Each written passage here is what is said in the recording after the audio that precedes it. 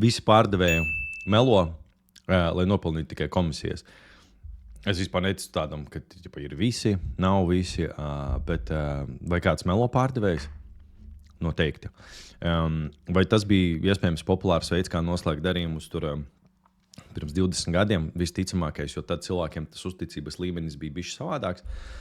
Tagad, man liekas, visu var pārbaudīt internetā. Iznāk palasīt tos rakstus par to, kas notiek Latvijā, kur zvana šie telefona krāpnieki un izkrāp no cilvēkiem naudu.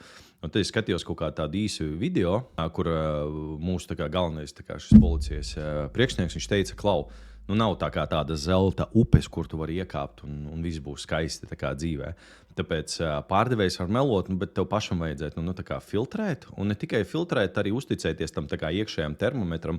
Vai tas izklausās vispār kā patiesība, vai nav tā, ka pēkšņi tur tas izklausās pārāk skaisti.